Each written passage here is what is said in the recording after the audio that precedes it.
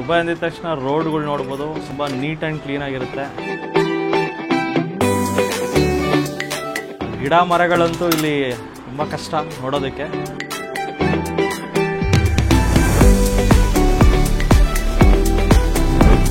ನಮಸ್ಕಾರ.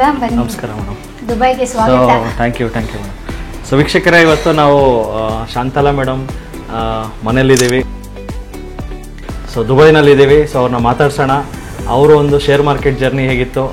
ನಮಸ್ಕಾರ madam. First of all ನಾನು ಕರೆದಿದ್ದೆ, ತುಂಬ ಥ್ಯಾಂಕ್ಸ್. ನಾನು ಇದೇ ಏರಿಯಾದಲ್ಲಿ ಒಂದು ಇವೆಂಟ್ಗಂತ ಬಂದಿದ್ದೆ. ಸೊ ನಾನು ನಿಮ್ಮನ್ನು ಮೀಟ್ ಮಾಡೋದಕ್ಕೆ ಸೊ ಡೆಫಿನೆಟ್ಲಿ ಒಂದು ಖುಷಿ ಆಗ್ತಾ ಇದೆ. ಶಾರ್ಜಾ ಅಂತ ಒಂದು ಏರಿಯಾ. ಸೊ ಅಲ್ಲಿ ನೋಡ್ಬೋದು school area and even cars. Dubai ಅಂದಿದ ತಕ್ಷಣ ಕಾರ್ಗಳು. ಸೊ ಎಷ್ಟು ಕಾರ್ಗಳಿದ್ದಾವೆ ನೀವು ನೋಡ್ಬೋದು. ಅಲ್ಲಿ ನೋಡಿದ್ರು ಬರೀ ಕಾರ್. ಇದು ಒಂದು ಗ್ಯಾಮ್ಲಿಂಗ್ ಅಂತಾನೆ ಕರಿತಿದ್ರು. ಯಾರು ಪ್ರೋತ್ಸಾಹ ಕೊಡ್ತಿರ್ಲಿಲ್ಲ ಇದಕ್ಕೆ.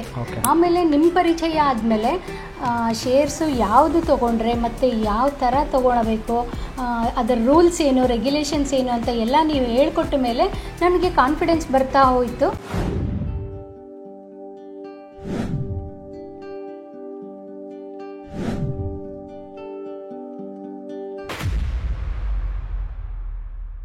ನಮಸ್ತೆ ಕರ್ನಾಟಕ, ನಮಸ್ತೆ ದುಬೈ. ಸೊ ಇವತ್ತು ನಾನು ದುಬೈನಲ್ಲಿದ್ದೀನಿ. ನಮ್ಮ TD ಸಂಸ್ಥೆಯ ತುಂಬ ಹಳೆಯ ಸ್ಟೂಡೆಂಟು, ಮ್ಯೂಚುವಲ್ ಫಂಡ್ ಹಾಗೂ ಶೇರ್ಗಳಲ್ಲಿ ಹೂಡಿಕೆ ಮಾಡಿದ್ದಾರೆ. ಸೊ ಇವರು ಜರ್ನಿನ ತಿಳ್ಕೊಳ್ಳೋಣ. ಸೊ ಇವತ್ತು ನಾನು ದುಬೈಗೆ ಬಂದಿದ್ದೀನಿ ಅಂದರೆ ಸೊ ವೇರಿಯಸ್ ರೀಸನ್ಸಿಂದ ಬಂದಿರ್ತೀನಿ. ಆ್ಯಂಡ್ ಯಾವುದೋ ಒಂದು ಇವೆಂಟ್ಗಂತ ಬಂದೆ. ಬಟ್ ಇಲ್ಲಿ ನಮ್ಮ ಕನ್ನಡಿಗರು ದುಬೈನಲ್ಲಿ ವಾಸ ಮಾಡಿಕೊಂಡು ಸ್ಟಾಕ್ ಮಾರ್ಕೆಟಲ್ಲಿ ಹೂಡಿಕೆ ಮಾಡಿಕೊಂಡು ಸೊ ಅವರು ಸಹ ಆದಾಯ ಗಳಿಸ್ತಾ ಇದ್ದಾರೆ. ಸೊ ಅವ್ರನ್ನ ಮಾತಾಡಿಸಿ ತಿಳ್ಕೊಳ್ಳೋಣ. ನಮಸ್ಕಾರ ಮೇಡಮ್. ನಮಸ್ತೆ. ಸೊ ನಿಮ್ಮ ಪರಿಚಯ ಮೇಡಮ್. ನನ್ನ ಹೆಸರು ಶಾಂತಲಾ ಅಂತ. ನಾವು ದುಬೈಯಲ್ಲಿ ಮೋರ್ ದೆನ್ 10 ಇಯರ್ಸಿಂದ ಇದ್ದೀವಿ ಸರ್. ನಾನು ಬೇಸಿಕಲಿ IT ಬಂದಿದ್ದು. ಆಮೇಲೆ ನಾನು ವಾಲಂಟ್ರಿ ರಿಟೈರ್ಮೆಂಟ್ ತೆಗೆದುಕೊಂಡು ಮನೆಯಲ್ಲಿ ಈಗ ಟ್ರೇಡಿಂಗ್ ಮತ್ತು ಇನ್ವೆಸ್ಟ್ಮೆಂಟ್ ಮಾಡ್ತಾ ಇದ್ದೀನಿ. ಡೆಫಿನೆಟ್ಲಿ.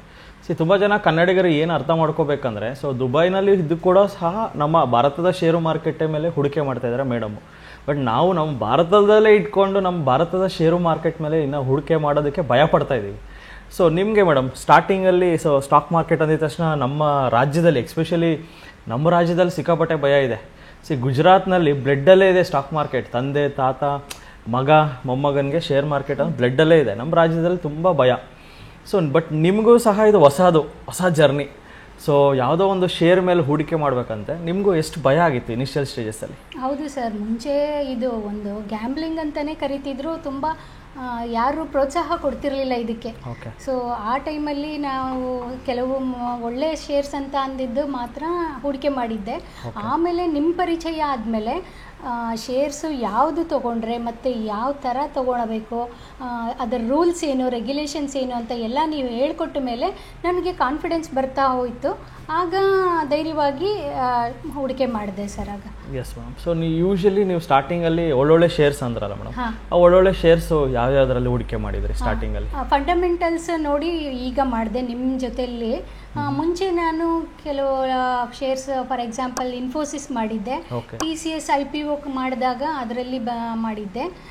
ಹಾಗೆ SBI ಬ್ಯಾಂಕ್ ಕೆಲವು 4-5 ಮಾತ್ರ ಮಾಡಿದ್ದೆ. ಅದು ಚೆನ್ನಾಗಾಗಿತ್ತು. ಮತ್ತು ಬಟ್ ಕಾನ್ಫಿಡೆನ್ಸ್ ಅಷ್ಟು ಇರಲಿಲ್ಲ ನನಗೆ ಮುಂದಕ್ಕೆ ಮಾಡಬೇಕು ಅಂತ. ಸ್ವಲ್ಪ ದಿನ ಬಿಟ್ಟಿದ್ದೆ. ಆಮೇಲೆ ನಿಮ್ಮ ಪರಿಚಯ ಆದಮೇಲೆ ಮತ್ತೆ ಒಂದಷ್ಟು ಮಾಡೋಕ್ಕೆ ಶುರು ಮಾಡಿದೆ, ಧೈರ್ಯ ಬಂತು. So usually madam house wives ಇದನ್ನು ಮಾಡ್ಬೋದಾ ಅನ್ನೋದು ಪ್ರಶ್ನೆ. ಖಂಡಿತವಾಗಿ ಮಾಡ್ಬೋದು. ಸ್ವಲ್ಪ ಹೇಳ್ತಾರಲ್ಲ, ಹನಿಗೂಡಿದರೆ ಹಳ್ಳ ಅಂತ. ಹಾಗೆ ಸ್ವಲ್ಪ ಅವರು ಹೆಂಗೆ ಉಳಿತಾಯ ಮಾಡ್ತಾರೆ ಮನೆಯಲ್ಲಿ, ಅದರಲ್ಲಿ ಬೇಕಾದರೆ ಉಳಿಸಿ ಇದಕ್ಕೆ ಹಾಕಿದ್ರೆ ಖಂಡಿತವಾಗಿ ದುಪ್ಪಟ್ಟು 3 ಪಟ್ಟು ಬೆಳೀತಾ ಹೋಗುತ್ತೆ ಮುಂದಕ್ಕೆ. ಅವರಿಗೆ, ಅವರ ಮಕ್ಕಳಿಗೆ ಎಲ್ಲ ಮುಂದಕ್ಕೆ ಹಣ ಒಳ್ಳೇದು ಮಾಡುತ್ತೆ. Yes ma'am. ಸ್ಟಾರ್ಟಿಂಗಲ್ಲಿ ಲೆಟ್ಸೇ ಒಬ್ಬ ನಾರ್ಮಲ್ ಸ್ವಿಗ್ಗಿ ಝೊಮ್ಯಾಟೊ ಮಾಡ್ತಾ ಇರ್ತಾರೆ ಕೆಲಸ, ಆಟೋ ಓಡಿಸ್ತಾ ಇರ್ತಾರೆ, ಕ್ಯಾಬ್ ಓಡಿಸ್ತಾ ಇರ್ತಾರೆ, ಸಣ್ಣ ಪುಟ್ಟ ಕೆಲಸ ಮಾಡ್ತಾ ಇರ್ತಾರೆ. ಅವರು ಸಹ ಶೇರ್ ಮಾರ್ಕೆಟಲ್ಲಿ ಏನಾದ್ರು ಸ್ವಲ್ಪ ಹೂಡಿಕೆ ಸ್ಟಾರ್ಟ್ ಮಾಡ್ಬೋದಾ? ಖಂಡಿತವಾಗಿ ಅವರು ಮಾಡ್ಬೋದು. ಇದಕ್ಕೇನು ತುಂಬ ಹಣ ಏನು ಬೇಕಾಗಿಲ್ಲ, ಲಕ್ಷಾಂತರ ರೂಪಾಯಿ ಇಲ್ಲ. ಸಾವಿರಾರು ರೂಪಾಯಿನೂ ಬೇಕಾಗಿಲ್ಲ, 100 ರೂಪಾಯಿಂದ ಸಹ ಶುರು ಮಾಡ್ಕೋಬೋದು. ಅದಕ್ಕೆ ಮನೋಜ್ ಅವರು ಇದ್ದಾರೆ, ಮನೋಜ್ ಅವರ TD ಅಕಾಡೆಮಿ ಇದೆ, ಅವರು ಅಲ್ಲಿ ಅಪ್ರೋಚ್ ಮಾಡಿದರೆ ನೀನು 100-200 ರೂಪಾಯಿಂದ ಹೆಂಗೆ ರೆಗ್ಯುಲರ್ ಆಗಿ ಮಾಡ್ಬೋದು, ಅದನ್ನು ಹೆಂಗೆ ಉಳಿತಾಯ ಮಾಡ್ತಾ ಮಾಡಿಕೊಂಡು ನೀವು ಬೆಳಿಬೋದು ಅಂತ ಹೇಳ್ಕೊಡ್ತಾರೆ. ಸೊ ತುಂಬ ಹಣ ಏನು ಬೇಕಾಗಿಲ್ಲ, ಅದಕ್ಕೆ ನಾನು ಹಾಗೆ ಶುರು ಮಾಡಿದ್ದು. ಸೊ 23 ರೂಪಾಯಿಗೆ ನಾನು ವೀಕ್ಷಕರಲ್ಲಿ ಏನು ಹೇಳೋದಂದರೆ, ನೀವು ಸ್ಟಾಕ್ ಮಾರ್ಕೆಟನ್ನು ಬರಬೇಕಾ ಬೇಡವಾ ಅದೆಲ್ಲ ನೀವು ಗೊಂದಲಗಳಿರುತ್ತೆ, ಅದು ನನಗೂ ಗೊತ್ತಿದೆ. ಯಾಕಂದರೆ ಒಂದು ನಾವು ಕಷ್ಟಪಟ್ಟಿರೋ ದುಡ್ಡನ್ನ ನಾವು ಎಲ್ಲೋ ಒಂದು ಕಡೆ ಹೂಡಿಕೆ ಮಾಡ್ತೀವಿ ಅಂದರೆ ಭಯ ಅಂತೂ ಇರುತ್ತೆ, ನನಗೂ ಇರುತ್ತೆ ನಿಮಗೂ ಇರುತ್ತೆ. ಬಟ್ ಸ್ಟಾರ್ಟ್ ಮಾಡೋದಕ್ಕೆ ಭಯ ಪಡಬೇಡಿ. ಸ್ಟಾರ್ಟಿಂಗಲ್ಲಿ ನಿಮಗೇನು ಸ್ಟಾರ್ಟ್ ಮಾಡೋದಕ್ಕೆ ಏನೋ ಒಂದು 23 ರೂಪಾಯಿ ಡಿಮ್ಯಾಟ್ ಅಕೌಂಟ್ ಅಂತೂ ಇವಾಗ ಫ್ರೀಯಾಗಿ ಸಿಗ್ತಾಯಿದೆ ಎಲ್ಲ ಕಡೆ. 23 ರೂಪಾಯಿ ಹೂಡಿಕೆ ಮಾಡಿ. ಎಲ್ಲಿ? ಫಾರ್ಮಾ ಬೀಸಲ್ಲಿ. ಫಾರ್ಮಾ ಬೀಸ್ ಅಂದರೆ ಏನು?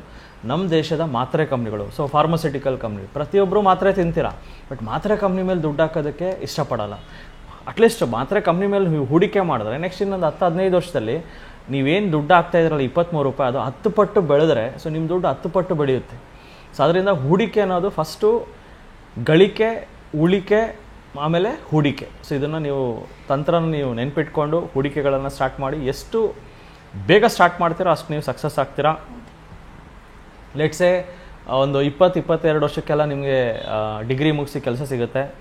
ನಿಮಗೆ ರಿಟೈರ್ಮೆಂಟ್ ಆಗೋಷ್ಟರಲ್ಲಿ ಒಂದು 2 ಕೋಟಿ ದುಡ್ಡು ಬೇಕಂದರೆ ನಿಮಗೆ ರನ್ವೇ ಜಾಸ್ತಿ ಇದೆ. ಆಲ್ಮೋಸ್ಟ್ ನಿಮಗೆ 38 ವರ್ಷ ರನ್ವೇ ಇದೆ. ಬಟ್ ಅದೇ 40 ವರ್ಷ ಆದಮೇಲೆ ನಿಮಗೆ ರನ್ವೇ ಚಿಕ್ಕದಾಗಿರುತ್ತೆ. 2 ಕೋಟಿ ಬೇಕು ಅಂದರೆ ತುಂಬ ಕಷ್ಟ ಆಗುತ್ತೆ, ಜಾಸ್ತಿ ಉಳಿಸ್ಬೇಕಾಗತ್ತೆ. ಅದರಿಂದ ಚಿಕ್ಕ ವಯಸ್ಸಲ್ಲೇ ಸ್ಟಾರ್ಟ್ ಮಾಡಿ. ಮೇಡಮ್, ನೀವು ಸ್ಟಾರ್ಟಿಂಗಲ್ಲಿ ಮ್ಯೂಚುವಲ್ ಫಂಡ್ಸಲ್ಲಿ ಮಾಡಿದ್ರೆ ಶೇರ್ಸಲ್ಲೇ ಮಾಡಿದ್ರೆ? ಎರಡೂ ಮಾಡೋಕ್ಕೆ ಶುರು ಮಾಡಿದಾಗ ಎರಡೂ ಮಾಡಿದೆ ಸರ್. ಸ್ಟಾಕ್ಸು ಮಾಡಿದೆ, ಮ್ಯೂಚುವಲ್ ಫಂಡು. ಬಟ್ ಅದೇ ತುಂಬ ಮಾಡೋಕ್ಕೆ ಹೋಗಿರಲಿಲ್ಲ ನನಗೆ, ಯಾಕೆಂದರೆ ತಿಳುವಳಿಕೆ ಇರಲಿಲ್ಲ ಸರ್. ತಿಳುವಳಿಕೆ ಇರಲಿಲ್ಲ ನನಗೆ. ಮ್ಯೂಚುವಲ್ ಫಂಡ್ ಯಾಕೆ ಮಾಡಿದೆ ಅಂದರೆ ಟ್ಯಾಕ್ಸ್ ಸೇವಿಂಗ್ ಅಂತ ನಾನು ಸ್ಯಾಲ್ರಿ ಇದರಲ್ಲಿ ಟ್ಯಾಕ್ಸ್ ಪೇಮೆಂಟ್ಗೆ ಮಾತ್ರ ಮಾಡಿದ್ದೆ. ಸೊ ಅದಕ್ಕೆ ಮ್ಯೂಚುವಲ್ ಫಂಡ್ ಮಾಡಿದ್ದೆ, ಟ್ಯಾಕ್ಸ್ ಸೇವಿಂಗು. ಆಮೇಲೆ ಅದು ತಿಳಿತಾ ಹೋಯಿತು, ಅದು ಚೆನ್ನಾಗಿರುತ್ತೆ ಮ್ಯೂಚುವಲ್ ಫಂಡು, ಲೆಸ್ ರಿಸ್ಕ್ ಅಂತ. ಅದನ್ನು ಆಮೇಲೆ ಮಾಡೋಕ್ಕೆ ಶುರು ಮಾಡಿದೆ. ಸೊ ಡೆಫಿನೆಟ್ಲಿ ಇದೆಲ್ಲ ಸ್ಟಾರ್ಟ್ ಮಾಡೋದಕ್ಕೆ ಸೊ ಯೂಶ್ವಲಿ ಎಷ್ಟೋ ಜನ ಹೆಣ್ಮಕ್ಳು ಸ್ಟಾರ್ಟ್ ಮಾಡ್ಬೇಕಂತ ಇರ್ತಾರೆ, ಇವನ್ ಹಸ್ಬೆಂಡ್ಸು ಮಾಡ್ಬೇಕಂತ ಇರ್ತಾರೆ. ಫ್ಯಾಮಿಲಿ ಸಪೋರ್ಟ್ ಇರಲ್ಲ ಮೇಡಮ್. ನಿಮಗೆ ನಿಮ್ಮ ಫ್ಯಾಮಿಲಿ ಸಪೋರ್ಟ್ ಇತ್ತಾ? ಹೌದು ಸರ್, ತುಂಬ ಎನ್ಕರೇಜ್ ಮಾಡ್ತಾರೆ, ಮತ್ತು ಅವರೇ ಫಂಡು ಮಾಡ್ತಾ ಇದ್ದಾರೆ ನನಗೆ. ತುಂಬ ಎನ್ಕರೇಜಿವು. ಮತ್ತು ನನಗೆ ಇಲ್ಲಿ ಸಹ ದುಬೈಯಲ್ಲಿ ಸಹ ಮಾಡೋದಕ್ಕೆ ಮೋಟಿವೇಟ್ ಮಾಡ್ತಿದ್ದಾರೆ. ಸೊ ನಾನು ಫಸ್ಟು ಅದೇ ಲರ್ನ್ ಮಾಡಿ ಇಲ್ಲಿ ತಿಳ್ಕೊಂಡು ಟ್ರೈನಿಂಗ್ ಏನಾದರೂ ಇದ್ದರೆ ಅದನ್ನು ತಗೊಂಡು ನಿಮ್ಮ ಥರ ಯಾರಾದರೂ ಸೊ ಮುಂದುವರಿಯೋಣ ಅಂತ ಅನ್ಕೋತಾ ಇದ್ದೀನಿ ಸರ್ ಅದನ್ನು. ಡೆಫಿನೆಟ್ಲಿ. ಸೊ ಯಾರ್ಯಾರು ಹೆಣ್ಮಕ್ಳು ವಿಡಿಯೋ ನೋಡ್ತಾ ಇದ್ದೀರೋ ಒಂದು ಅರ್ಥ ಮಾಡ್ಕೊಳ್ಳಿ, ಹೂಡಿಕೆ ಸ್ಟಾರ್ಟ್ ಮಾಡಿ. ಸೊ ಅಟ್ಲೀಸ್ಟ್ ನಿಮ್ಮ ಮನೆಯಲ್ಲಿ ಒಪ್ತಾ ಇಲ್ಲ ಅಂದರೆ ಅವ್ರಿಗೆ ತಿಳಿ ಹೇಳಿ. So what is right, what is wrong ಅನ್ನೋದು ನೀವು ಅರ್ಥ ಮಾಡ್ಕೋಬೇಕಾಗುತ್ತೆ. ಸೊ ನೋಕಿಯಾ ಫೋನು ಅಪ್ಗ್ರೇಡ್ ಆಗಲೇ ಇಲ್ಲ. ಸೊ ಅಪ್ಗ್ರೇಡ್ ಆಗಿದ್ದರೆ ಇವತ್ತು ನೋಕಿಯಾ ಫೋನ್ ಪ್ರಪಂಚದ ನಂಬರ್ 1 ಫೋನ್ ಆಗ್ತಾ ಇತ್ತೇನೋ. ಅವರು ನಮ್ಗೇನಕ್ಕೆ ಅಪ್ಗ್ರೇಡೇಷನು, ನಾವು ಹಿಂಗೆ ಇರೋಣ ಅಂತ ಹೋದರು. ಸೊ ಟೆಕ್ನಾಲಜಿ ಅಪ್ಗ್ರೇಡ್ ಆಗಿಲ್ಲ, ನೋಕಿಯಾ ಫೋನ್ ಇವತ್ತು ಹೋಯಿತು. ಸೊ ಅದರಿಂದ ಕಾಲಕ್ಕೆ ತಕ್ಕಂತೆ ನಾವು ಬದಲಾಗಬೇಕಾಗತ್ತೆ. ಸೊ ಪ್ರಪಂಚ ಯಾವ ಕಡೆ ಹೋಗ್ತಾ ಇದೆಯೋ ನಾವು ಆ ದಿಕ್ಕಿನಲ್ಲಿ ಹೋಗಬೇಕಾಗತ್ತೆ. ಸೊ ಇಲ್ಲಾಂದರೆ ನಾವು ಹಿಂದ್ಗಡೆ ಉಳಿದೋಗ್ತೀವಿ, ಬೇರೆ ಜನ ಎಲ್ಲ ಮುಂದಕ್ಕೆ ಹೋಗ್ತಾರೆ, ನಾವು ಅಲ್ಲೇ ಉಳಿದೋಗ್ತೀವಿ. ಸೊ ನೆನ್ಪಿಟ್ಕೊಳ್ಳಿ. ಸೊ ಅಟ್ಲೀಸ್ಟ್ ಎಸ್ಪೆಷಲಿ ಕರ್ನಾಟಕದ ಹೆಣ್ಮಕ್ಳು ಭಯ ಪಡೋ ಅವಶ್ಯಕತೆ ಇಲ್ಲ. ಹೇಳಬೇಕಂದ್ರೆ ಕರ್ನಾಟಕದ ಹೆಣ್ಮಕ್ಳು ತುಂಬ ಧೀಮಂತರು ಮತ್ತು ಧೈರ್ಯವಂತರು ಸರ್. ಅದೇ ಹೇಳಬೇಕಂದ್ರೆ ಅವರಿಗೆ ಯಾರಾದರೂ ನಿಮ್ಮ ಥರ ಎಜುಕೇಟ್ ಮಾಡೋರು, ಅವೇರ್ನೆಸ್ ಬರೆಸೋರು, ಮತ್ತು ಅವರಿಗೆ ಫ್ಯಾಮಿಲಿ ಸಪೋರ್ಟ್ ಸಿಕ್ಕರೆ ಖಂಡಿತವಾಗೂ ಮಾಡ್ತಾರೆ ಸರ್. ನನಗೆ ಅದು ಭರವಸೆ ಇದೆ. ಅದಕ್ಕೆ ನಾನು ಒಂದು ಎಕ್ಸಾಂಪಲ್, ನಾನು ಒಬ್ಬಳು ಅಂತ ಹೇಳ್ತೀನಿ. ಡೆಫಿನೆಟ್ಲಿ.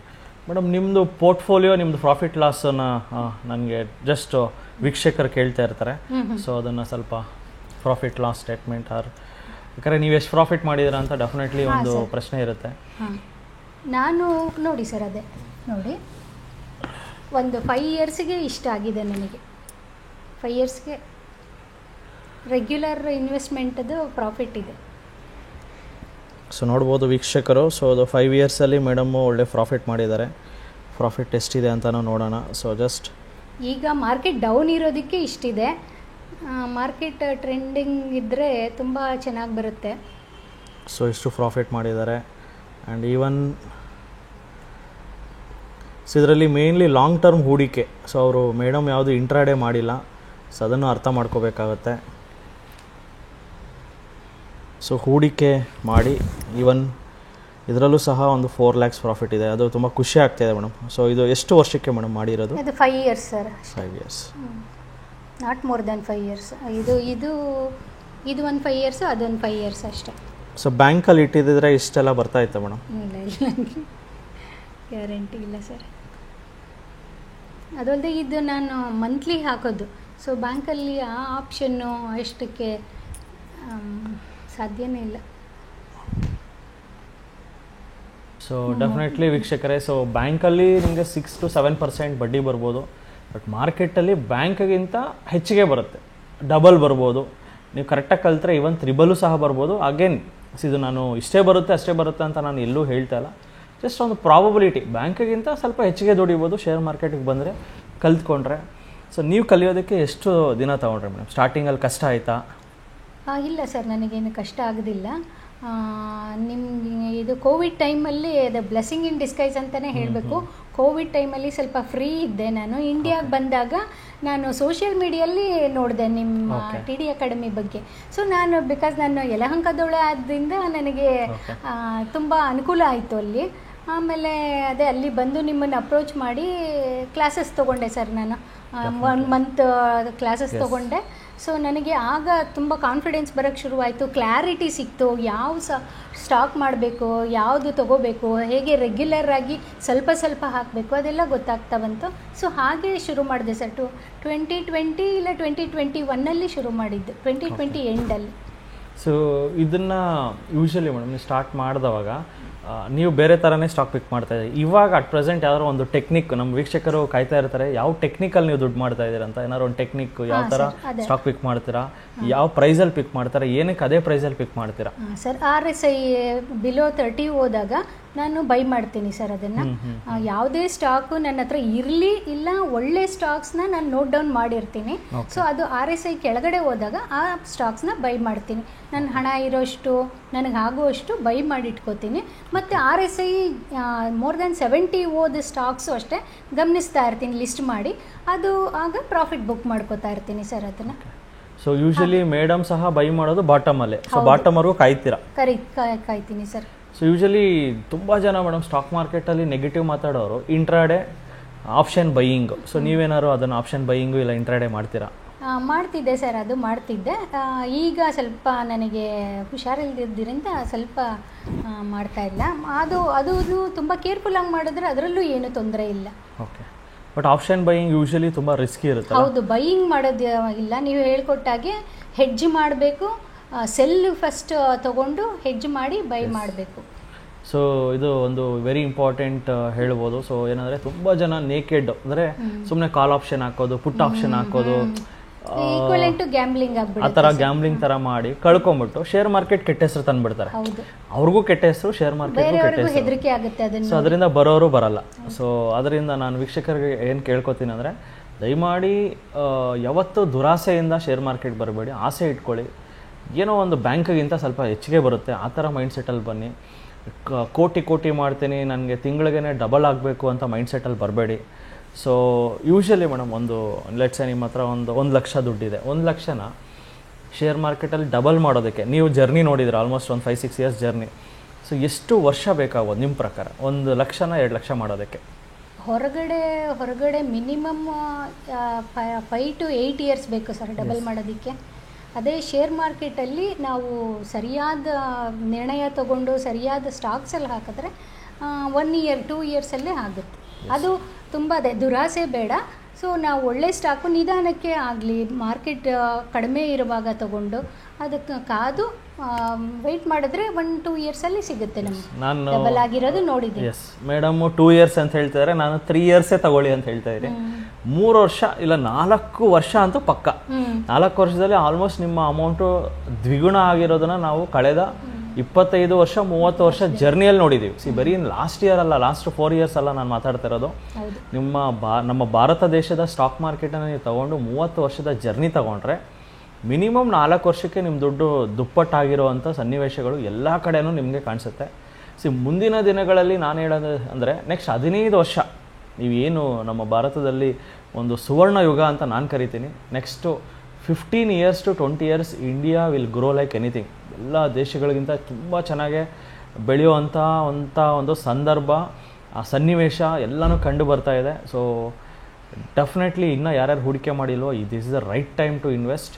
ಆ್ಯಂಡ್ ಮಾರ್ಕೆಟ್ ಸಹ ಡೌನ್ ಇದೆ. ಸೊ ಇವಾಗ ಮಾರ್ಕೆಟ್ ಡೌನ್ ಇದೆ. We are in the month of December 1 ಇವತ್ತು. ಸೊ ಮಾರ್ಕೆಟ್ ತುಂಬ ಡೌನ್ ಇದೆ ಮೇಡಮ್. ಇವಾಗ ಹೂಡಿಕೆ ಮಾಡ್ಬೋದಾ ನಿಮ್ಮ ಪ್ರಕಾರ? ಹೌದು, ಇದು ಒಳ್ಳೆ ಟೈಮು, ಸಮಯ. ಹಣ ಇದ್ದವರು ಹೂಡಿಕೆ ಮಾಡೋದು ತುಂಬ ಒಳ್ಳೆಯ ಇದು. ಡೆಫಿನೆಟ್ಲಿ. ಸೊ ಲಾಸ್ಟ್ ವೀಕ್ಷಕರಿಗೆ ಮೇಡಮ್, ಸೊ ನಮ್ಮ ಕರ್ನಾಟಕ ಜನತೆಗೆ ಏನು ಹೇಳೋಕ್ಕೆ ಇಷ್ಟಪಡ್ತೀರಾ? ಮಾರ್ಕೆಟು ಒಳ್ಳೇದಾ, ಇಲ್ಲ ಇದು ಅವ್ರು ಅಂದ್ಕೊಂಡ ಇರೋ ಒಂಥರ ಡೇಂಜರಸ್ಸಾ, ಇಲ್ಲ ಗ್ಯಾಮ್ಲಿಂಗಾ, ಇಲ್ಲ ಇದಕ್ಕೆ ಬಂದರೆ ಏನಾದ್ರು ನಾವು ಒಂದು ಬದುಕನ್ನು ಕಟ್ಕೋಬೋದಾ? ಏನು ಹೇಳೋಕ್ಕೆ ಇಷ್ಟ? ಖಂಡಿತವಾಗೂ ಬರಬೇಕು, ಎಲ್ಲರೂ ಬರಬೇಕು. ಇದರಿಂದ ಮನೋಜ್ ಅವ್ರು ಹೇಳ್ದಂಗೆ ನಮ್ಮ ದೇಶದ ಎಕಾನಮಿ ಬೆಳೆಯುತ್ತೆ, ನಾವು ಅದಕ್ಕೆ ಕಾಂಟ್ರಿಬ್ಯೂಟ್ ಮಾಡ್ದಂಗೆ ಆಗುತ್ತೆ, ಮತ್ತು ನಾವು ಬೆಳಿತೀವಿ, ಅದರ ಜೊತೆಯಲ್ಲಿ ನಾವು ಬೆಳೀತಾ ಹೋಗ್ತೀವಿ. ಮತ್ತು ಅದೇ ಏನಂತಂದರೆ ಸ್ವಲ್ಪ ಹೂಡಿಕೆ ಮಾಡಿ, ತುಂಬ ಆಸೆ ಬೇಡ, ನನಗೆ ಇವತ್ತೇ ಬರಬೇಕು, ನಾಳೆ ಬರಬೇಕು ಅನ್ನೋ ಆಸೆ ಇಟ್ಟು ಬರಬೇಡಿ. ಅವ್ರು ಹೇಳಿದಾಗೆ ಹಾನೆಸ್ಟಾಗಿ ನೀವು ಸ್ವಲ್ಪ ಹೂಡಿಕೆ ಮಾಡಿ, ನಿಧಾನಕ್ಕೆ ಬಂದರೂ ಪರವಾಗಿಲ್ಲ, ಬಟ್ ನಮಗೆ ಖಂಡಿತವಾಗ್ಲೂ ಬ್ಯಾಂಕ್ಗಿಂತ ಚೆನ್ನಾಗಿ ಬರುತ್ತೆ, ಸೇಫ್ ಆಗಿ ಇದೆ, ಯಾವ ತೊಂದರೆನೂ ಇಲ್ಲ, ಭಯ ಬೇಡ ಅಂತ ನಾನು ಹೇಳ್ತೀನಿ sir. Yes, thank you madam. So ನಮ್ಮ ವೀಕ್ಷಕರಿಗೆ, ಸೊ ನಾನು ದುಬೈಯಿಂದ ಬಂದು, ಸೊ ಇಲ್ಲಿ ತುಂಬ ಖುಷಿ ಆಯಿತು ಮೇಡಮ್ ನಿಮ್ಮ ಮನೆಗೆ ಬಂದು. ಯಾಕಂದರೆ ನಾನು ದುಬೈಯಲ್ಲಿ ನಮ್ಮ ಕನ್ನಡಿಗರು, ಸೊ ಅದು ನಮ್ಮ ಸ್ಟೂಡೆಂಟ್ ಆಗಿ ನೀವು ಅಂದರೆ ನೀವು ಕರೆದಿದ್ದೆ ನನಗೆ ತುಂಬ ಖುಷಿ ಆಯಿತು. ನಾನು ಇಲ್ಲಿ ಏನೋ ಒಂದು ಈವೆಂಟ್ಗಂತ ಬಂದಿದ್ದೆ. ಸೊ ಜಸ್ಟ್ ಒಂದು ಮೆಸೇಜ್ ಹಾಕಿದ್ದೆ, ನಮ್ಮ ಸ್ಟೂಡೆಂಟ್ಸ್ ಯಾರು ಇಲ್ಲಿದ್ದೀರಾ ಅಂತ. ಸೊ ಅವಾಗ 2-3 ಕರೆದ್ರು. ಸೊ ಮೇಡಮ್ ಫಸ್ಟು ಕರೆದಿದ್ದು. ಸೊ ಡೆಫಿನೆಟ್ಲಿ ಇಲ್ಲಿ ಬಂದು ಆ್ಯಂಡ್ ನಿಮ್ಮನ್ನು ಮಾತಾಡಿಸಿ, ಆ್ಯಂಡ್ ಜೊತೆಗೆ ನಿಮ್ಮ ಪೋರ್ಟ್ಫೋಲಿಯೋನ ನಾನು ರಿವ್ಯೂ ಮಾಡಿಕೊಟ್ಟೆ. ಸೊ ಅದನ್ನು ಸ್ವಲ್ಪ ಚೇಂಜಸ್ ಎಲ್ಲ ಮಾಡ್ಕೊಳ್ಳಿ, ಸಣ್ಣ ಪುಟ್ಟ ಸ್ವಲ್ಪ ಪೋರ್ಟ್ಫೋಲಿಯೋ ರಿವ್ಯೂ ಮಾಡ್ಕೊಳ್ಳಿ. ಜೊತೆಗೆ ಒಳ್ಳೊಳ್ಳೆ ಸ್ಟಾಕ್ಸ್ ತೊಗೊಂಡಿದ್ದೀರಾ. ಆಲ್ಮೋಸ್ಟ್ ಮೇಡಮ್ ತೊಗೊಂಡಿರೋದೆಲ್ಲ ಬ್ಲೂ ಚಿಪ್ಸೇ, ಇದನ್ನು ನೆನ್ಪಿಟ್ಕೊಳ್ಳಿ. ಸೊ ಯಾವುದೋ ಪೆನ್ನಿ ಸ್ಟಾಕು, 5 ರೂಪಾಯಿ 10 ರೂಪಾಯಿ ಸ್ಟಾಕು ಮೇಡಮ್ ತೊಗೊಂಡಿಲ್ಲ. ಎಲ್ಲ ಕ್ವಾಲಿಟಿ ಸ್ಟಾಕ್ಸಲ್ಲೇ ಹೂಡಿಕೆ ಮಾಡ್ತಾರೆ. ನಾನು ಅಷ್ಟೇ ಕ್ವಾಲಿಟಿ ಸ್ಟಾಕ್ಸಲ್ಲೇ ಹೂಡಿಕೆ ಮಾಡೋದು. ನೀವು ಅಷ್ಟೇ ಸೇಫಾಗಿ ಮಾಡಿ. ಎಲ್ಲರಿಗೂ ಒಳ್ಳೆಯದಾಗಲಿ. ಜೈ ಹಿಂದ್, ಜೈ ಕರ್ನಾಟಕ. ನಮಸ್ತೆ ಕರ್ನಾಟಕ. ನಮ್ಮ ಕೋರ್ಸಸ್ ಜಾಯ್ನ್ ಆಗೋದು ವೆರಿ ಸಿಂಪಲ್. 3 days ವರ್ಕ್ಶಾಪ್ ಇರುತ್ತೆ, ಶುಕ್ರವಾರ, ಶನಿವಾರ ಆ್ಯಂಡ್ ಭಾನುವಾರ. ಸೊ ಶುಕ್ರವಾರ 10 ಗಂಟೆಯಿಂದ 2 ಗಂಟೆ, ಶನಿವಾರ 10 ಗಂಟೆಯಿಂದ 5 ಗಂಟೆ, ಭಾನುವಾರ 10 ಗಂಟೆಯಿಂದ 5 ಗಂಟೆ. 5 ಬ್ರಾಂಚ್ಗಳನ್ನು ಒಳಗೊಂಡಿದೆ.